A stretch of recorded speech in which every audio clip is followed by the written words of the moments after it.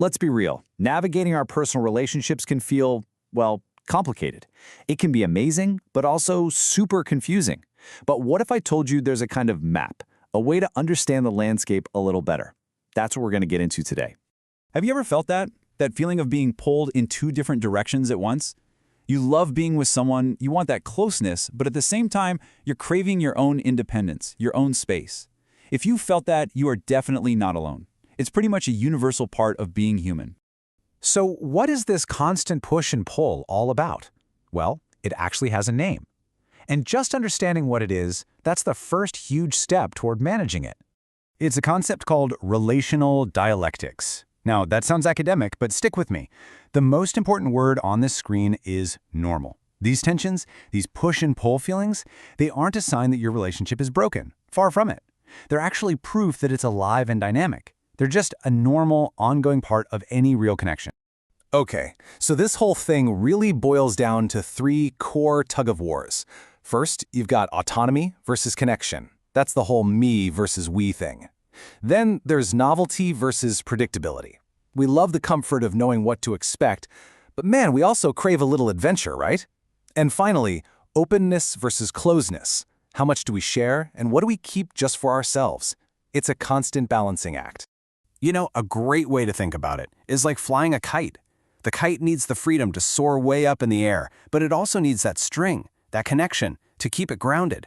If the string is too loose, you lose the kite, but if it's too tight, it can't even get off the ground. It's not about choosing one or the other. It's about that constant, beautiful dance between the two.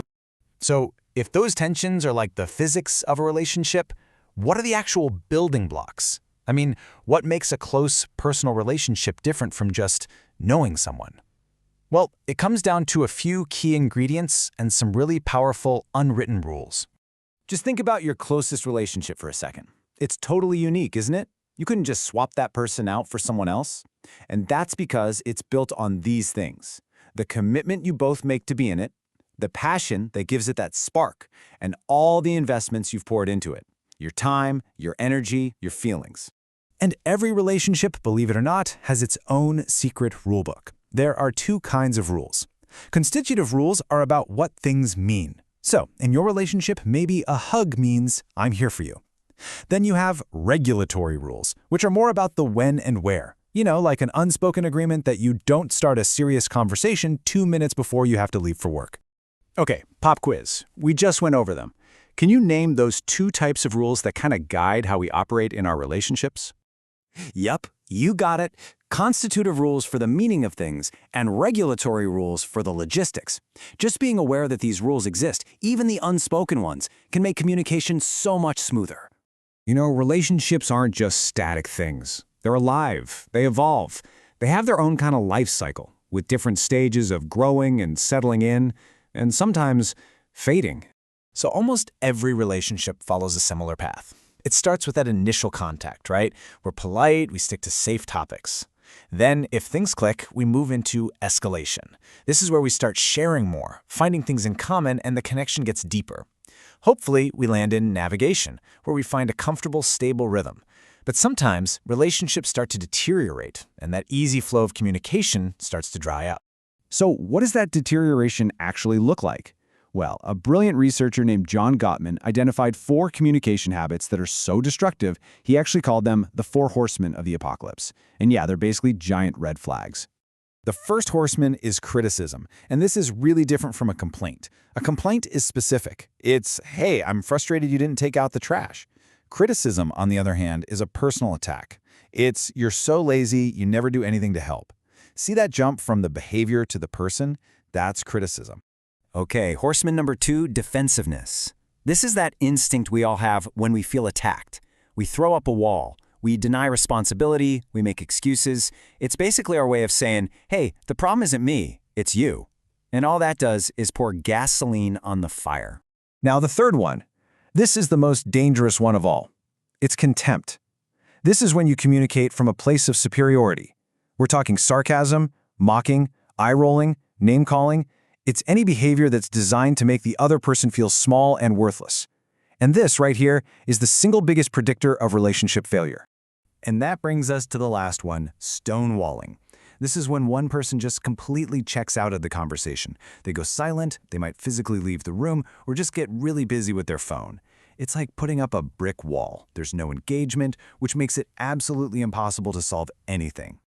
And when these negative patterns really take root and get worse over time, in some of the most serious cases, they can spiral into a really dangerous self-perpetuating cycle of abuse.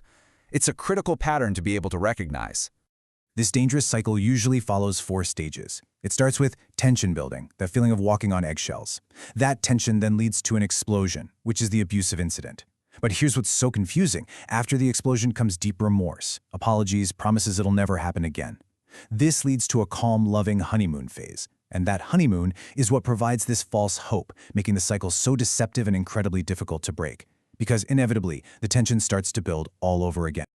Okay, I know that last part was heavy, but here's the good news. Here's the payoff. Understanding these patterns, even the really tough ones, is what gives us the power to change them. We can absolutely learn to build healthier, stronger, more resilient relationships. So how do we actually do that? Well, it comes down to focusing on a few key things. Building partnerships that feel fair, managing our needs for distance and closeness, actively resisting those harmful behaviors we talked about, and, this is the big one, using constructive communication skills. Let's talk about equity for a sec. This doesn't mean everything has to be a perfect 50-50 split all the time. Life doesn't work that way. It's about the feeling that overall, you're both putting in a fair amount, emotionally, financially, even with chores. That feeling of fairness is directly linked to how happy and satisfied people are in their relationships. All right, if you take only one single tool away from this entire explainer, please let it be this one. It's the simple shift from you language to I language. You never listen to me is an accusation, and it starts a fight. But I feel unheard when we talk about this, well, that's just a statement about your feelings. It's not an attack. It's an invitation to have a real conversation. It's a total game changer. So here's the crucial point. Great communication isn't some kind of magic talent you're born with. It's a skill. It's something you can learn and practice. We've talked about the tensions, the warning signs, and we've given you powerful tools like I language.